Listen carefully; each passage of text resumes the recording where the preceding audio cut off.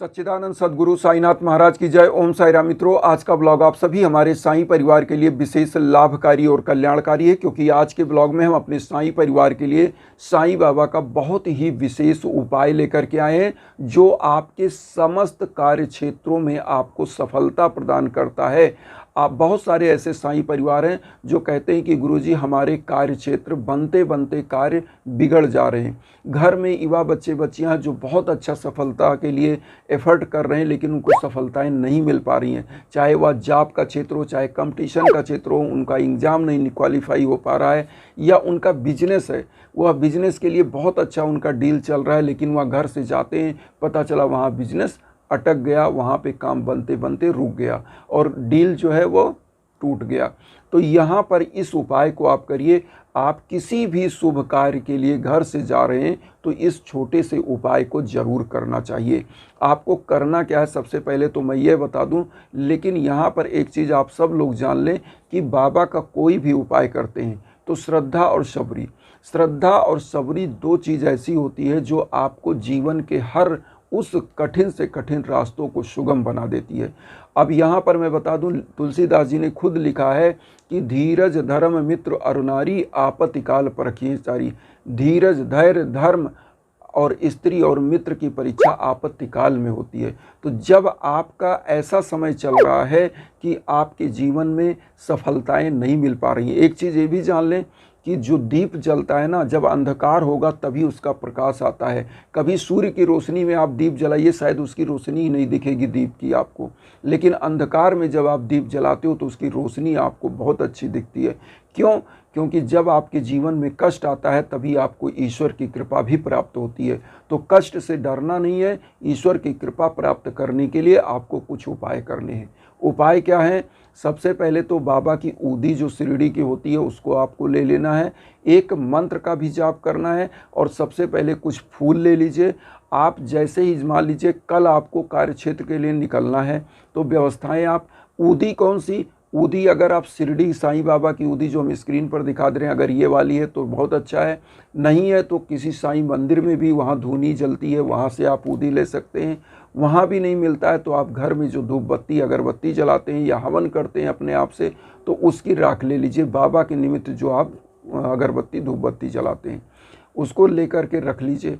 आपको एक मंत्र का जाप करना रहेगा। सबसे पहले तो बाबा की जो पूजा डेली करते हैं, बाबा को पीले आसन पर स्थापित करिए, गंगा जल हो या पवित्र जल घर का छिड़क दीजिए, चारों तरफ वातावरण पवित्र हो जाए।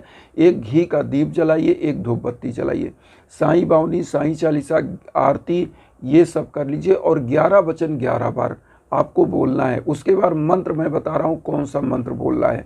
तो 11 वचन सबसे पहले तो मैं उन साईं भक्तों को बता दूं जो सभी लोग तो जानते हैं, लेकिन जो नहीं जान रहे उनको हम बता दें।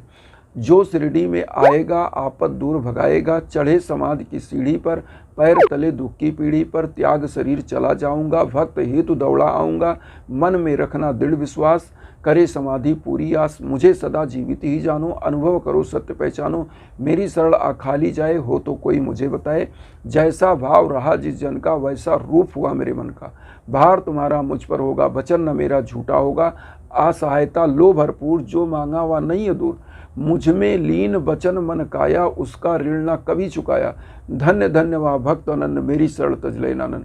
ये बाबा का 11 वचन 11 बार बोलिएगा, और एक माला, एक मंत्र मैं जो दे रहा हूँ स्क्रीन पर, इसको देख लीजिए। ओम सिद्ध संकल्पाय नमः, ओम सिद्ध संकल्पाय नमः मंत्र का एक माला कम से कम 108 बार जाप करिएगा। और उसके बाद बाबा को जो है पीला पुष्प सब कुछ अर्पित करिए।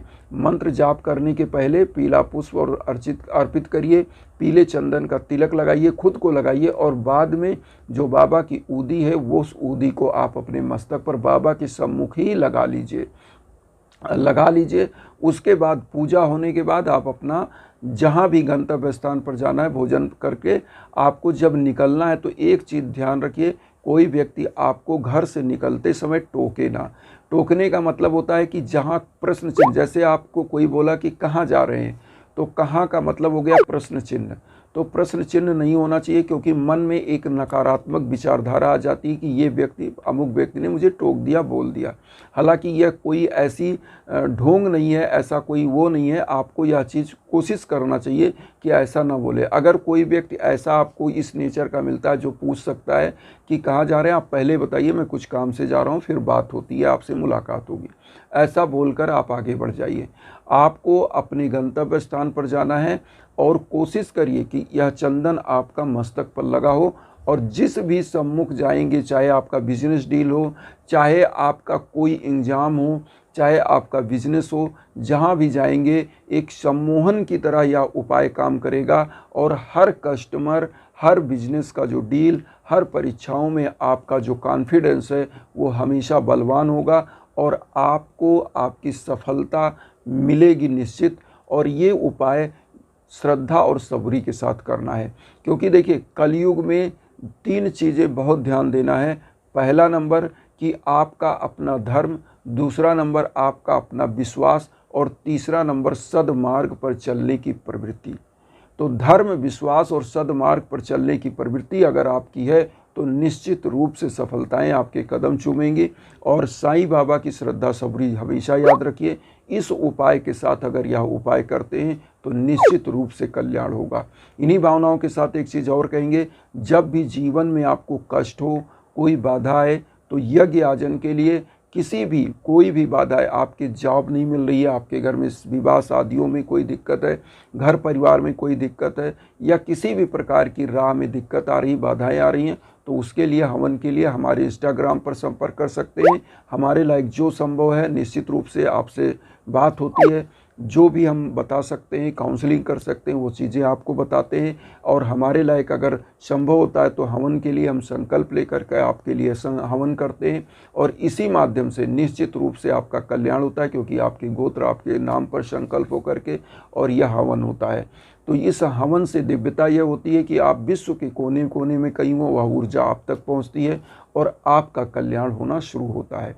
इसी भावना के साथ एक चीज़ और कहेंगे कि वसुदेव कुटुंबकम की जो भावना हम लेकर चल रहे हैं, उसमें आप सभी लोग अपना आशीर्वाद चैनल को सब्सक्राइब करके दीजिए। उन साईं भक्तों तक वीडियो को जरूर शेयर करिए जो किन्हीं कारणों से कष्ट में, दुख में। इसी भावना के साथ ओम साई राम।